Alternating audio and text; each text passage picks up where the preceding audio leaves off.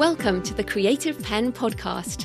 I'm Joanna Penn, thriller author and creative entrepreneur, bringing you interviews, inspiration and information on writing, publishing options and marketing ideas for your book. You can find the episode show notes, your free author blueprint and lots more information at thecreativepenn.com, and that's Penn with a double N. And here's the show. Hello creatives, I'm Joanna Penn and this is episode number 477 of the podcast, and it is Saturday 22nd of February 2020 as I record this. So today I have an interview with New York literary agent Barbara Poelle. And yes, this is normally a show about being indie, but the most successful indie authors are actually hybrid. Those with some deals with traditional publishing and some books self-published. Now remember, it's not an either-or decision. I mean, it might be per book, but you can choose per book project, and all professional writers write more than one book. You can choose per license. For example, you can keep English language rights and license foreign rights, or license audio, keep ebook and print. And there's lots of variations on those themes. When you understand about copyright and licensing and you work, if you understand all of that, then working with an agent when you know what you're doing can be a good thing. So we talk about Barbara's tips for finding the right agent, query letters, what to do, what not to do, as well as what she is personally looking for, which is interesting. Now, we have more opportunities than ever, so I think you'll find the interview interesting, even if you are a hardcore indie. I think we do also discuss sort of the current state of the market and all of that type of thing. So on a personal note, I did have a New York agent, in fact, at the same agency as Barbara for a while, a few years back, like 5 years ago. I can't remember now. But I didn't have any patience with the whole thing. And we were pitching my existing indie books back at the time where that was more acceptable, whereas now they really do want something new. And I parted ways amicably with that agent, and I've seen her at Thriller Fest and it's all happy, and it's incredibly normal to change agents over your author career anyway. At the moment, I don't use an agent. I do deals myself, foreign rights deals, for example. I do sometimes toy with the idea of pitching again, and I may well do it. In fact, for things other than novels. So I'm actually pitching my screenplay again in a couple of weeks at an event for the Matt Walker books. So I am, pitching projects. And so learning about pitching is always a good thing. But for now, in terms of my books, I just write and indie publish. So yes, you are empowered to make your own choice. There is no right answer.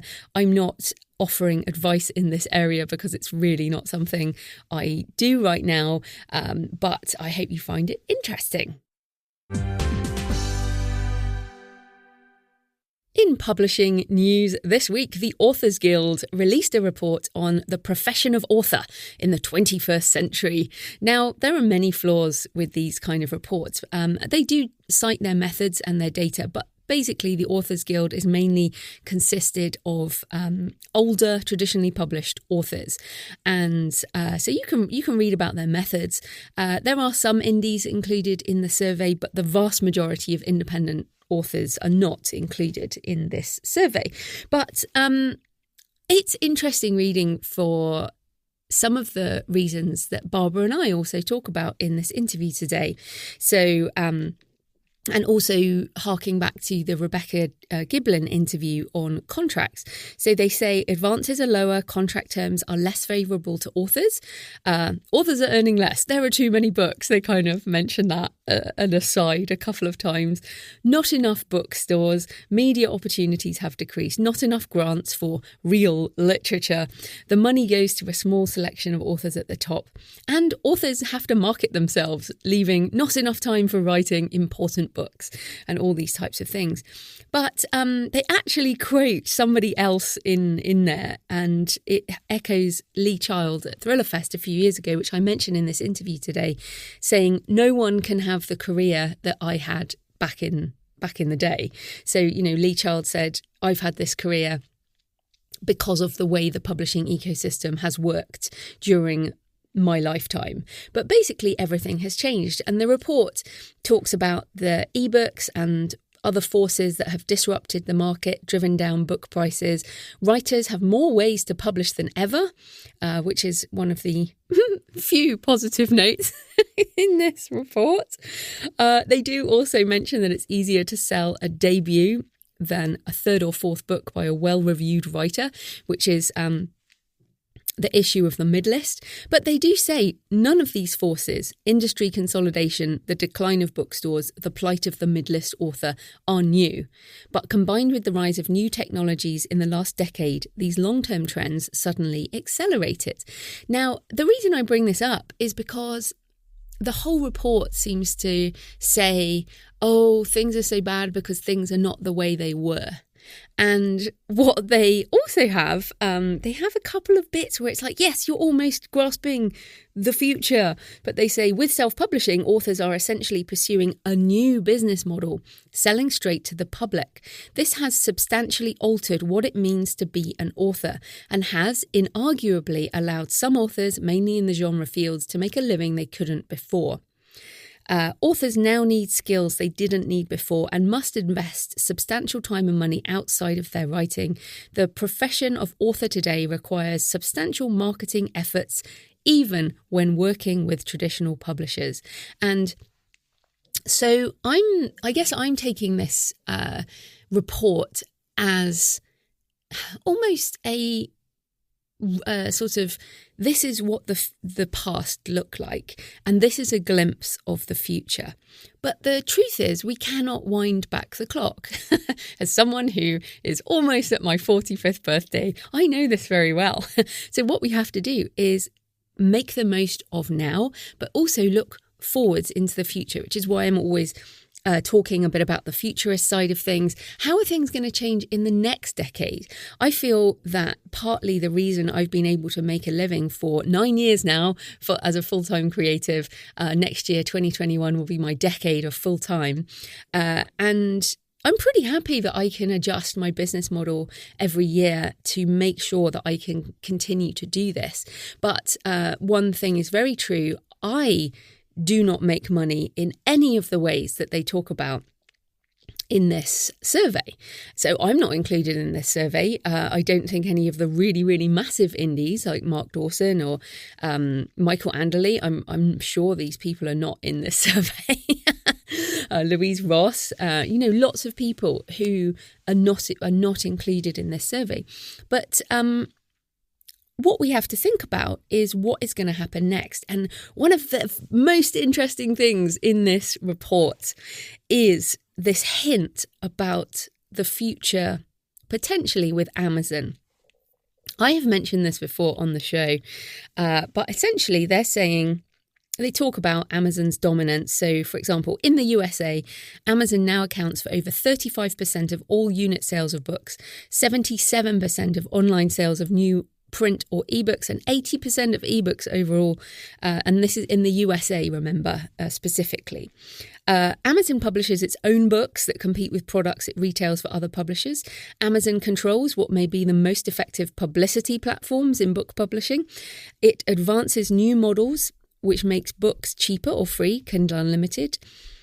Alarmingly little stands in the way of the company controlling the entire book industry in the USA. And then they say, Congress should consider regulating Amazon and other major internet platforms that act as monopsonies in their respective markets. Such action is critical, given that there is little publishers or authors can do at this point to stop Amazon's march toward controlling all of publishing.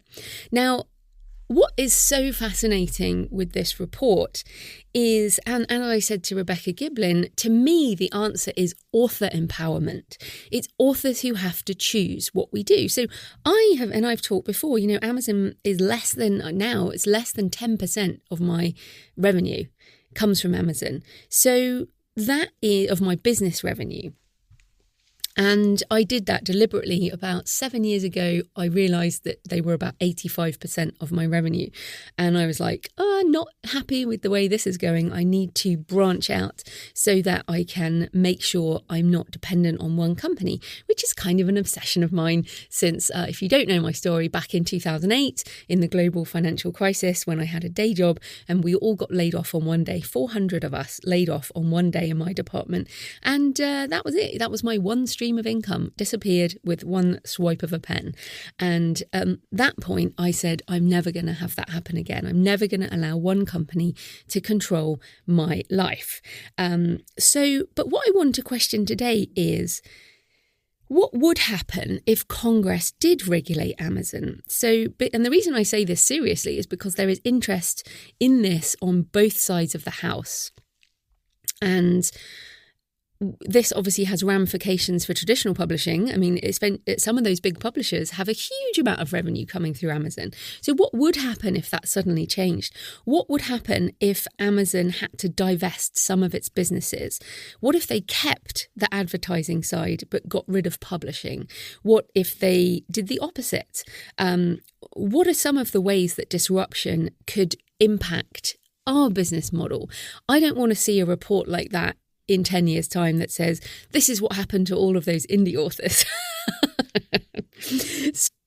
What it says, what they end with here is, authors and publishers should search for new ways to publicise and market books, diminishing Amazon's stranglehold on reader attention and reader data.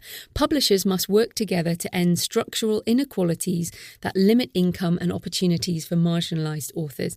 So what I like about this report is a reflection on the bigger issues, and also a reflection on, okay, what would this report look like if it was disrupting the current business model for many indie authors? So that's my challenge to you today. And to add to this discussion on publishing, Rebecca Giblin on the show last month, episode 473, has just released her paper, which we did discuss about, but the actual paper is now released. It's called Are Contracts Enough?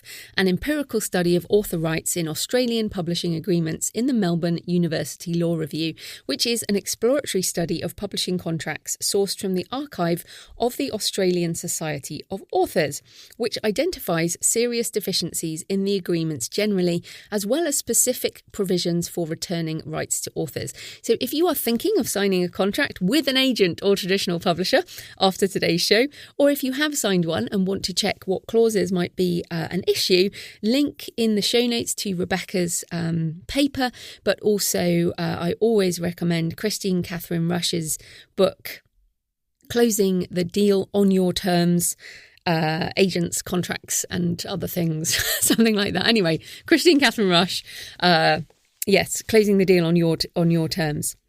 I didn't write that down, that's why I'm not getting the title right, but you will find it. Plus, other expansion in options for wide publishing. Google Play Books are ramping back up. Now, this is a really positive step. I'm pretty excited about this. As I have mentioned before, 74%, and I just looked it up again, 74% of mobile devices in the world are Android phones. So Google Play, if Google Play Books becomes more dominant in the scene, this could be a massive deal for global sales. Now, that's what I think about why I'm excited about Google Play. And I have my books on Google Play for ebooks and audio. And I really hope, I've sent some suggestions to the team, both on the podcast side, on the audiobook side, on the ebook side, on my website, because to me, I am in the Google ecosystem multiple times as a creator, and I would love to see some kind of creator hub on Google where people could find all the things that I do that are not separated by silo. I think my audiobook should be linked to my podcast. But anyway, we would all love lots of things that would be great. But anyway, from Google Play Books, they have said, the publisher sign-up is now easier than ever and no longer requires an invite code or waiting period. I'll put the link in the show notes, or you can just go to Google Play Publish and Google that and you'll find it. Other recent product updates: increased revenue share. So basically they've gone to the Amazon revenue share, 70% split on ebooks sold to users in Australia, Canada or the US within specific pricing bands. And also they have an affiliate program, 7% commission when you link to eligible products or content. So this is interesting. You know, they are following the Amazon model, but they are Google. So I really, really, really hope this works out.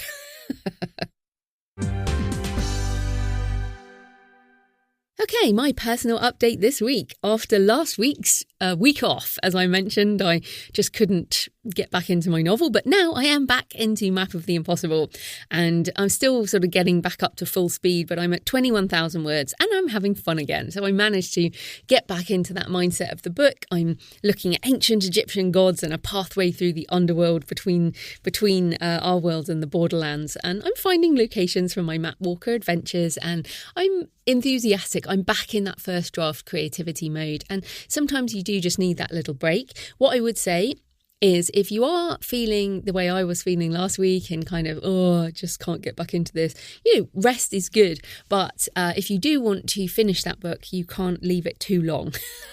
So I was really happy for that week off. My plan at the moment, because I've got so much happening in March and April, all kinds of conferences and speaking and stuff going on. So I'm really not intending to rush this draft, and it will probably be middle of April, I reckon, before I've finished it. And so May, probably June before the book's out, and then the trilogy I will be putting together into a box set. I said I wasn't going to narrate the books, but now I'm thinking maybe I will. So I'm still going backwards and forwards on that. But anyway, point being, back into the book, which is good. Also, in terms of filling the creative well, I've talked a lot about my walks along the canal, and I have now put up a blog post with a description of the walk and my photos. So you can go to booksandtravel.page/canal and see my walk along the Kenneton Avon Canal here in Bath, and it is wonderful. Also, I was on the NaNoWriMo YouTube channel this week talking about self-publishing, so what to do after you've written your book. It's really for beginners, and I'll link to that in the show notes. In useful stuff, talking about beginners, Mark Dawson and I will be doing a 101 session on how to get your first or your next 10 book reviews. So this is really aimed at those of you who are at the beginning of your author journey, or those who want to revisit the basics, or I guess those of you who are not happy with the number of reviews that you have on your books. And let's face it, sometimes that's all of us.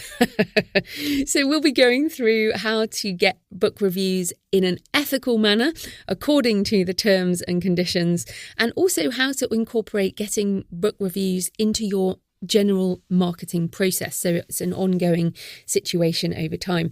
Plus, we'll be doing a Q&A on all things self-publishing, so you can register for your free place and ask us anything.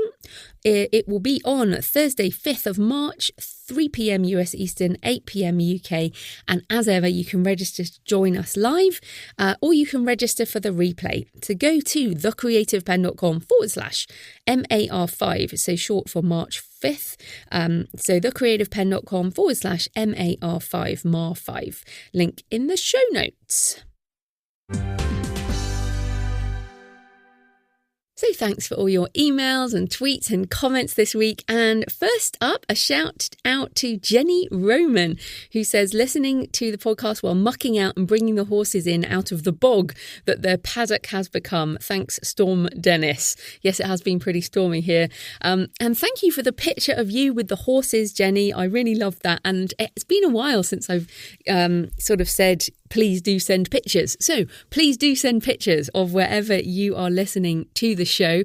I always love to see a bit of your world, a glimpse of your world. And it's so funny, like this is why I've finally done that canal post, because the canal, I mean, I'm going out after I've finished recording, to walk along the canal, and it's like, it's part of my life, and to give you a glimpse into it, it's only a glimpse, but I love also seeing your pictures. So yes, please tweet me at The Creative Penn with pictures of where you are listening to the show.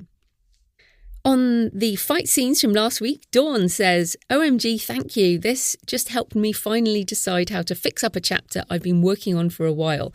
It was too slow, too much information and no tension. I'm glad it helps. Brendan P. Kelso says, thank you for bringing up the different energy levels in your podcast. I know exactly what you mean and appreciate you putting words to my feelings.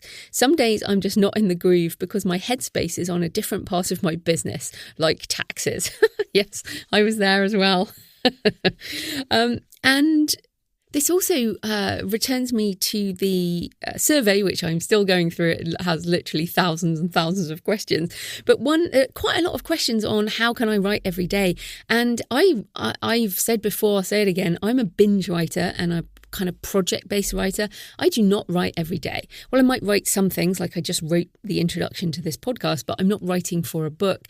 I'm not working on a specific project every day of the year. I work on a project and then I move that through its phases and then I work on another project. So everyone does things differently. You don't have to write every day. Some people do. But as we just talked about here, the different energy levels might mean, and let's face it, real life might mean you can't write every day, but don't feel guilty.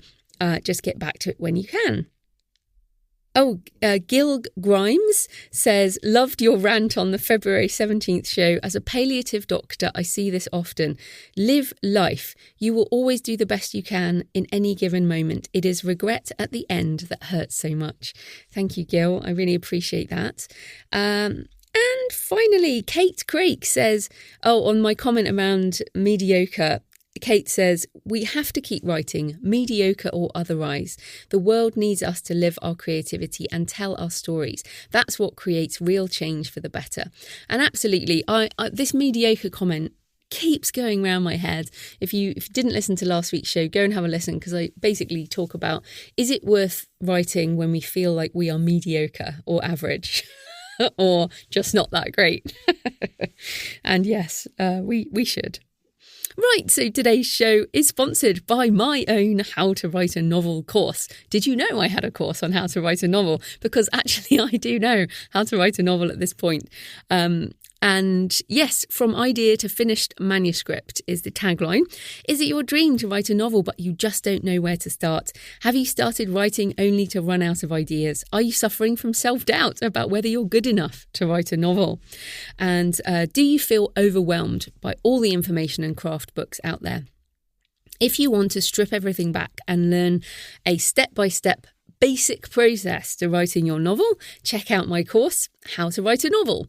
And basically, I'm calling it in fact, I might even write a book called The Iceberg Method, because what I do is I give you what you need above the waterline, with the understanding that there's a hell of a lot more to learn about the craft, but there's only certain things you need in order to write a novel for the first time. Or, if you're feeling like you've written some books and they haven't worked out that well, maybe this will help. So you can find all my courses, including how to write nonfiction and productivity for authors, at thecreativeben.com/learn. And I'm actually thinking of doing another mini course on multiple streams of income, since it's about time I did another one of those. Right, so this kind of sponsorship pays for the hosting, transcription and editing, but my time in creating the show is sponsored by my wonderful patrons. Thank you to everyone supporting the show on Patreon. It means a great deal.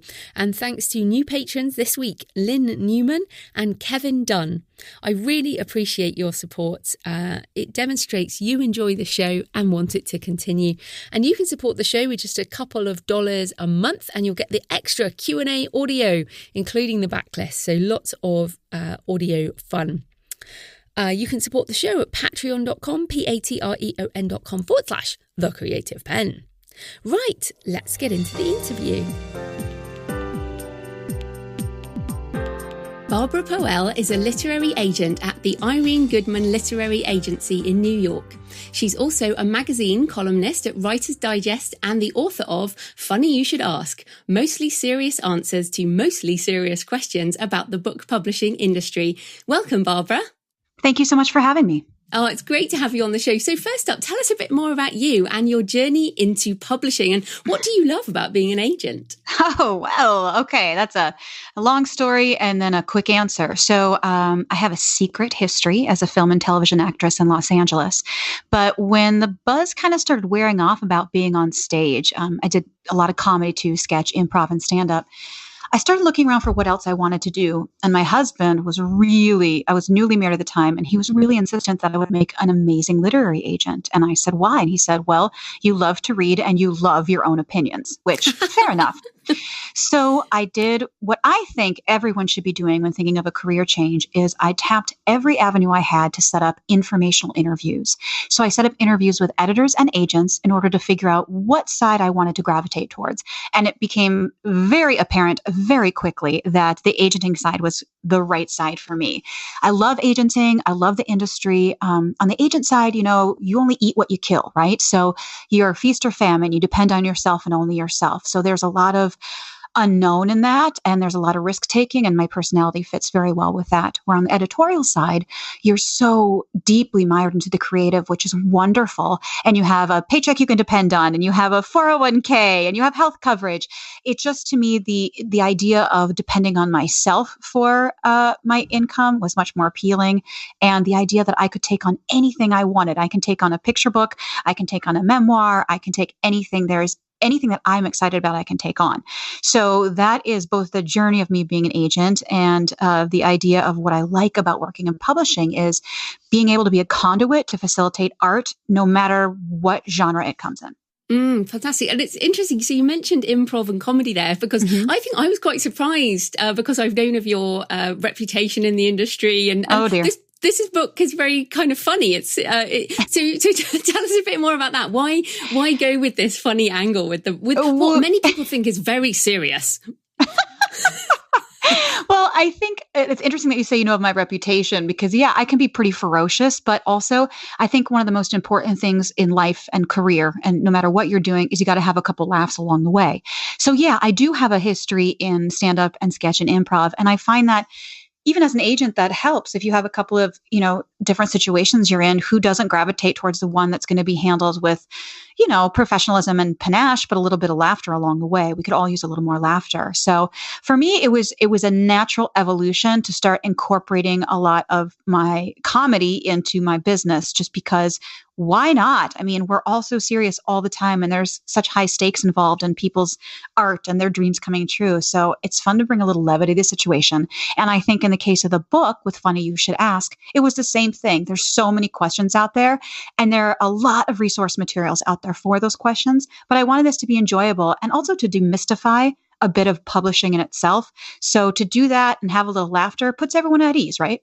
Oh, yeah. And I think I enjoyed it more because of that, because there are a lot of books about publishing, but yours, I was like, oh, hey, this is different. So it was quite unexpected. I really enjoyed it. So the book, you mentioned there being deeply mired in the creative, and the book starts with craft. Yeah. And I think that's really important because a lot of people, will come to some of the other aspects of publishing, but the craft really is super important. So what are some of the things in opening pages or a pitch that will instantly make you reject an author from a craft perspective? That's a great question. I think one of the more obvious ones is, of course, like a rudimentary understanding of basic construct. So if it's just sloppy writing, a lot of misspellings, not a lot of attention to detail, that can be a little off-putting. But really, sometimes it can be more subtle. For example, I'm sure all the authors out there know this, but the idea of telling versus showing, when you are allowing a character to explore themselves and the plot rather than just telling about the character. Like if the book opens and it's a woman looking in the mirror and she's saying, oh, my name's Barbara Poelle and I'm 5'4" with blonde hair and blue eyes. I mean, just telling, that's info dumping.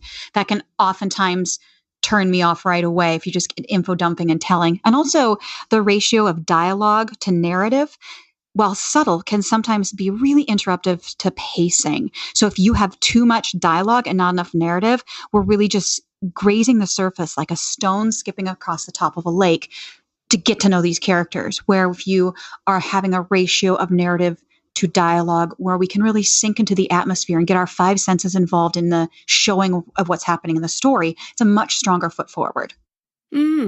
That's really interesting. You talked there about that dialogue and narrative mix. Mm-hmm. I've really noticed that in books, that, you know, read, especially in thrillers, because I know, you know, thriller authors, and I read a lot of thrillers, and I'm like, why is there so much dialogue in this? Like, it doesn't, it feels almost like a screenplay. So fascinating that you mentioned that. So I guess some of the things there, you could reverse them and say that are what you want. But what about the things that make you, yes, I want to read on, I want to read another page, another page? Well, I think you bring up a good point right there about thrillers, because I mean, in all books, let's be honest, a general statement is pacing is important, but in thrillers, pacing is king. So you might see some authors, especially when they're on books 18, 19, 20, and they're tearing through, it is more dialogue heavy, and it is more dependent on short chapters in order to give the audience that feeling of breakneck pacing. And so pacing for me is important, but also I don't want to read about plots. I want to read about characters doing things that make plots happen. So my favorite type of book is an every person, a man or woman in the moment before the ordinary becomes extraordinary. And then the book takes off from there. Yeah, that's super. And then what about in the pitch email? Because I feel like, you know, I've written a number of books now, and Sure. I feel like a book is almost easier to write than a few paragraphs to someone, or, you know, the back of the book and that type of thing. So what would be some tips for pitching agents? Okay, so the verbal pitch is one thing. The query letter is another thing. The elevator pitch, the log line. So let's kind of break it down. So first, we're going to start with my favorite cheat ever, which is the query letter being just the hook, the book, and the cook. So the hook would be your opening line of your query letter. And you'd say the title of your book, the word count, a couple of comp titles, and away we go. And the next part would be the book. And that's 4 or 5 lines of premise, like old school overview, not plot, but premise of what the book is. And the third section is the cook. And that, of course, is you. And in that section, I'm looking for you to answer why this book, why me, why now? It can literally be, I have my MFA, my PhD, all my letters ever, or it can be, I was at my daughter's softball game tournament over the weekend, and an idea struck me, and I started writing it longhand. And by the time I finished 6 months later, I realized I had a book. It can be anything about why this book, why me, why now. But that's a quick and easy, dirty trick. And I will tell you, this is just going to also just blow this out of the water. But sometimes I will read the first line, that hook, and I'll skip the rest of the query and get right to the pages, because I think, oh, this sounds interesting, or, oh, this person knows how to talk about their book and knows some good comp titles out there. And I'll jump to the pages, and then I'll go back to the query letter after reading those first 10 pages. And what makes good comp titles? Great question. So comp titles cannot be phenoms. You cannot compare yourself to Stephen King or James Patterson or J.K. Rowling or all people who are phenoms. What we want to do is find books that are 3 years or less from today's date, and books that have similar audiences, and your intent for your audience is similar to that, but also books that have done well enough that they make a mark, that they're somebody that we can say, okay, if this book is like that, then this audience might gravitate towards it. And don't worry, once you and I partner up, I have tons and tons of comp titles, but for you to come to me with them helps me to also understand. It's like a little tip of the hat to let me know that you know how to speak within the industry, and that you're aware of what's out there right now and where your book fits on the shelf. Yeah, I feel like a lot of people get comps wrong because it's either something really old or a dead author, or, like you say, a phenom. I guess you mean like a phenomenon, like a really famous. Correct. Yeah. And it's so easy to do, right? It's so easy to be like, well, this is like Dean Koontz. This is like JK. This is like, but it's not. It's just not, because those are outliers. And I think what you can do, and this is what I tell everyone, and it's good for just like the woo-woo mentality of it, but go to the library or the bookstore and go to the shelf on which your book will be shelved. Go alphabetically, put your finger where your name would be, and then the books to the left and the right of them, pull those out and read them. Buy them or check them out or read them, because those people got published, made it to the same shelf, and I'll give you a starting base from which to understand, especially you can look to the acknowledgments and find out who their agent was and who their publisher is, of course, and you can start making a list for submissions. Ooh, that is a good tip. I like that one. It's almost like I do this for a living. Yes. Well, I think the other thing there is who to send that to. So what makes a good fit for an agent? Oh, wow. This is going to sound insane, but it's like a relationship. It's really hard to describe. A good fit for an agent, first of all, is someone you have researched that that does the genre that you work in, someone that is at a reputable agency, even if they are a new agent, but they're at a reputable agency, they're incredibly viable, because then we're talking about the difference between a newer agent who has more bandwidth and an agent who's more experienced that may not have as much bandwidth but has an increase in contacts. But when you have a newer agent at an established agency, they have both, because they have bandwidth and they also have the ability to use the contacts of their mentors, correct? Mm-hmm. So you can't really go wrong. So your list should include both agents that are recently acquiring and also some hardy staples within the industry. And I would say you're going to want to send out 20 to 30 queries to really paper the town and see what your response is. Right. And because a lot of my listeners, there's people in over 200 countries listening to this show. Bonjour. Hola. Guten Tag. So do you think, everyone's heard of New York publishing. So should international authors, like I'm in the UK, is it better to focus within your home market or to focus on, say, the American market where people then license out? Whoa, that's a really great question. I'm not sure that I can speak directly to that. What I can say is I have Canadian authors, I have UK authors, Australian authors, but I also have authors from the US that I've only sold into the UK because of a specific moment in time where I was like, oh, this genre is working right now in the UK, and sold only into there. And then they have the licensing to come over here. So it's kind of, I would say case by case basis. I don't see anything wrong with starting on the whatever, home turf you have. But it doesn't dissuade me at all when someone is from somewhere else to sign them. It doesn't dissuade me. Brilliant. So I loved what you said earlier about liking the idea of being depending on yourself. And you mentioned eat what you kill, which I love because that's essentially the basis of the independent author. Many listeners, and myself included, what some people call self-publishing, but that is kind of how we do it. But many authors also want to be hybrid, want to put some books into traditional publishing. So what are your thoughts on, like, if you're getting pitched by someone who is an indie author, do you want to know, or do you think it's better to not be talking about that?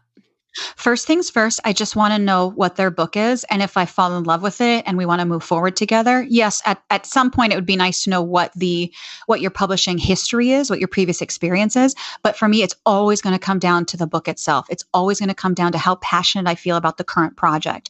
And so at that point, it doesn't really dissuade me if you are a hybrid author or you want to continue maintaining your indie publishing. That's fine by me. The only value that can sometimes bring is if you're like, well, I sold 200,000 copies over the last 2 years then great. I definitely want to know that on the outset. But the rest of that, it's always going to come down to the passion I have for the project in hand. Yeah, it's so interesting, isn't it? Because I've thought about this a lot as to whether one should pitch with another name to almost completely separate that. What are your thoughts on using different pen names for different projects? Well, I've had authors do that in the past. Again, I would say it's nuanced. It's a case-by-case basis. So especially if you want to keep your genres very separate, let's say you write erotica under one name, your audience is going to be very confused to see your cozy mystery series under that name. So we would want to make sure that your audience is aware that you write under this other pen name, but that it's an incredibly different genre. As far as separating your indies from your mainstream publishing, sure. Yeah, to me, all of that is secondary to the idea of how passionate I am about the project and where I see its specific publishing path. And then the rest of it can be colored in around it. And the other thing a lot of authors get told is, a standalone is just not enough, and that people want ideas for series. Any thoughts on that? Whoever's putting vodka in their cornflakes in the morning needs to knock that off. The only thing I do care about is if you send me a novel and it's a standalone and I call you and I say, I love it, I love you, everything about you is fabulous, I want to hear what you're writing next. That doesn't mean a series, because writers write, correct? Mm-hmm. So you've written a novel, you're out there submitting it to agents, But in the meantime, you've opened your dreaded blank spreadsheet and have started working on what your new novel is. So to me, I would just say, well, what are you working on now? And I better hear an answer. It doesn't mean like I'll have it ready for you in 6 months. It just means this is what I'm working on now. And hopefully, especially for debut authors, hopefully it's within the same boundaries of the same genre, because what can be difficult when you're starting out is to write, let's say you wrote a thriller and then next you come to me and you say, and now I have a sci-fi YA that I'm working on next. That's fine. That's a different conversation that we're going to have about writing in more than one genre.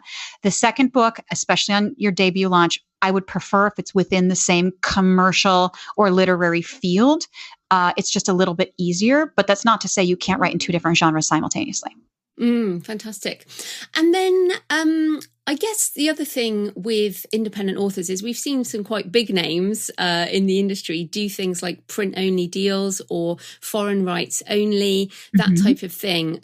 What do you think agents want? Is it all or nothing these days, or can there be sort of subsidiary rights deals?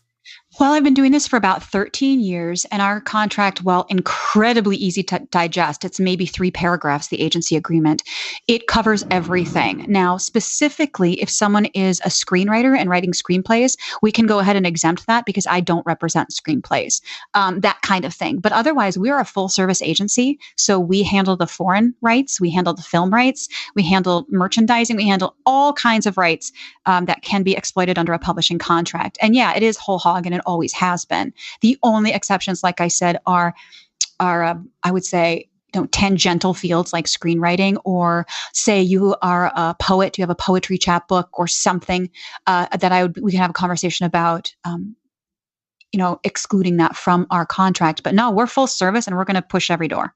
And I guess that's the other question. I mean, there are lots of agencies out there, and you mentioned full service there. Now, is it important in these days of Netflix and Amazon Studios to go with an agency that does do TV and film rights? What's important is to have an advocate that's ferocious for you. So if that in your call, when the agent is calling to offer, you will have your notebook or your spreadsheet with all your questions, right? Because we're prepared. So you'll have all your questions. And one of your questions will be, how do you handle subsidiary rights? How do you handle foreign rights? How do you handle film rights? Hopefully what they'll say is either we have an in-house team, or they'll say we have sub-agents. And the sub-agents will be outside agents that handle these rights and split the percentage with you.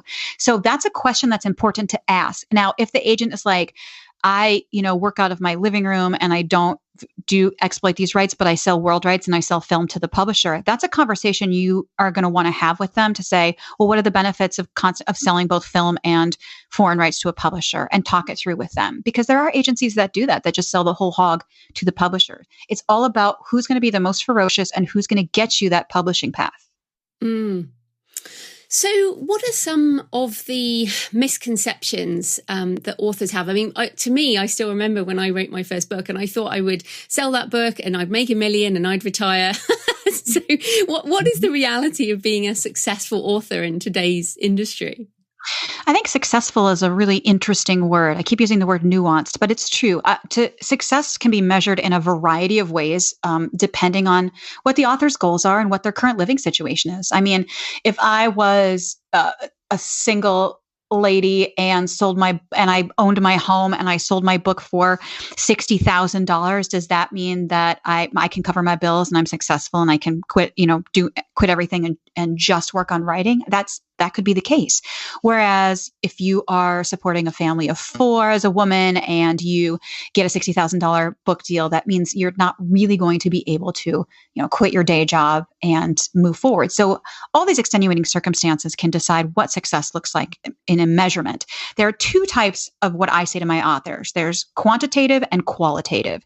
So I usually ask my authors to sit down and figure out, what are your measurable goals with this book? And what are your qualitative? What are the ones that you just hope to have? Of course, under that would be, Sunday Times and New York Times positioning. And then there would be a quantitative would be, I'd like to sell 50,000 copies in my first year, or that kind of thing. So just really identifying that quantitative and qualitative goals can also contribute to success in their own way, but understanding that some are pretty nebulous and nuanced and some can be, concretely reached. So success is all about what you make of it. I've done books for 4 figures that have then gone on to get 5-figure royalty checks for in perpetuity. And I've done books that sold for $1 million that never earned out. So it's all dependent on what your view of success is. It's just in that because, many of us have heard of this sort of death spiral with the people who get a very big advance, don't earn out, next book, then it just goes down and down and down. So is it actually better to start small and get bigger? Or is that even available to people now when publishers seem to want big debuts? I seem to have stories that cover the gambit on that. I have stories that, again, like I have the one that was a massive deal that never earned out. And I have several that were smaller that earned out. And then I have the middle guys. I mean, they're all, again, it's so nuanced. And this comes back to a greater thing too. I always speak to with my clients is keep your eyes on your own paper. Like you're setting your goals, you're figuring your path out, looking to the right and left and saying, well, why did that person get this marketing? Or how come this person got this in their contract? Or why you didn't write their book and they didn't write yours. This is your publishing path. So whether or not the initial advance demonstrates how successful the book is going to be if that was true, I would just have a crystal ball and we'd be having this phone call on my yacht, but it's not true. I mean, there is so much that goes on, especially the subjectivity and the zeitgeist of what's going on in the world around us. So what I can say is planning and understanding where your book fits on the shelf and how you best can get in there and drop the brick on the gas pedal for your own publicity and marketing. That's your focus, not necessarily what else is going on and what's deemed to be successful by who got paid what.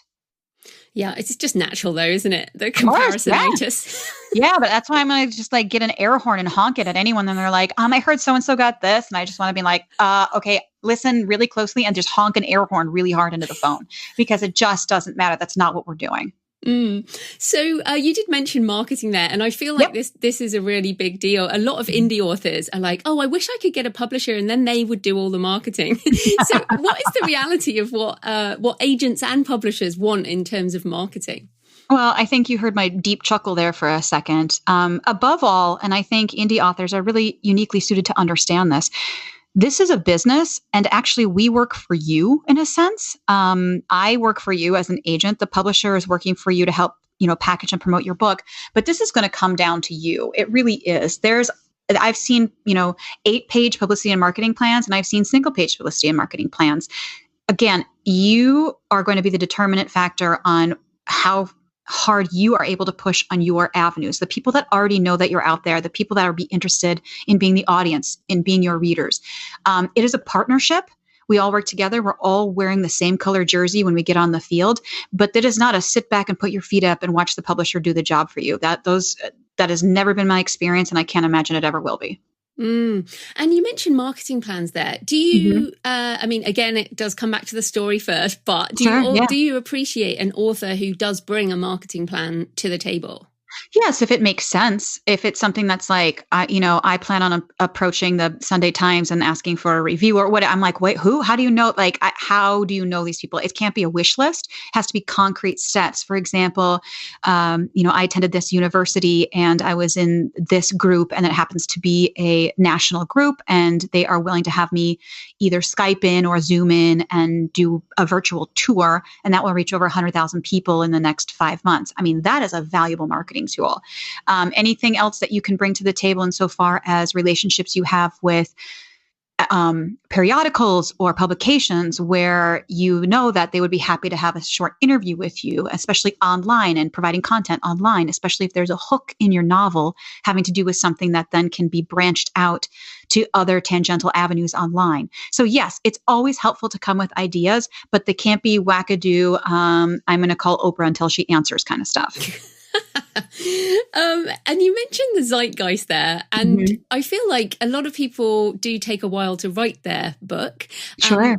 But the zeitgeist, and then even if one gets a deal, it might be a year or even 2 years before that book comes out. So how important is the zeitgeist when we are thinking about writing? I mean, everything that's happening right now that's popular. If I sold your book today, it's not coming out for probably 12 to 18 months. So what we do is we, again, look at the quality. We're always going to come back to craft, but it's not that important. And also what I like to do is to be the tip of the arrowhead on whatever's coming next. So kind of put my feelers out, try to see where the genre that you're writing in is going, to see where it's overly saturated, to see where there might be some shelf space, and try to push that angle as well. The zeitgeist is much more important when we get into nonfiction, of course, and sometimes books can be crashed in that arena in order to get them out quickly, or if they're related to a specific holiday, or they're related to the Olympics, or they're something like that, can be a little bit more hinged on the zeitgeist. But what we want is good stories, good books, good characters. And so staying true to whatever's happening right now is not in your best interest. Staying true to your muse is in your best interest. Mm. And then you mentioned you've been in the business for 13 years, I think. Almost. Yeah. Mm-hmm. Yeah. So what has changed in the 13 years that make now a very different time in the publishing industry? I mean, I think exactly what you said. It's a very exciting time for the indie publishers, right? I mean, like, you guys are out there, you're making your own products, you're out there, you know what it's like to be a publisher, a marketer, a manager, a tour guide, all these things, like a publicist. I think it's over my span, that has been kind of the most exciting time, is just this expansion of different avenues where people can pursue their art and have their art, reach their readership. I love it. And at Thriller Fest one year, where I met you one time years ago, Lee Child said, and of course Lee Child has just kind of resigned and given his books to his brother, but he said, no one can have the career I have had now, because the bookstores are not the same, the publishing is not the same. And I think that was a bit of a downer to most people in the room. Of course, everyone would love a Lee Child career. But what do you think about that statement? Have things just changed so much now that an author has to have a very different kind of career? Well, I mean, what's the opposite of change? Stagnation. Who wants to stay stagnant? Everything changes. And I think one of the most important things that has been introduced over the last 13 years is the idea that we're not competing against other books, we're competing against media. So rather than look on the subway in the morning, I'm riding the subway and I look down and people are on their phone looking at their social media, when 10 years ago I looked on the subway and everyone had a book, And so I think that's what we're more competing against, is the idea of there's so many platforms for art. There are people making 5-minute webisodes. There are people that have 200,000 followers on their Instagram taking beautiful pictures of food. There are so many other avenues where the attention of the audience has been fractured and branched out. That's fine. I can still point to roughly, 1 billion success stories within the publishing industry, again, on how you measure success. So any career that started, he's been writing 25 years ago, any career that started 25 years ago in any industry is not going to look like a career that starts today. It's not possible.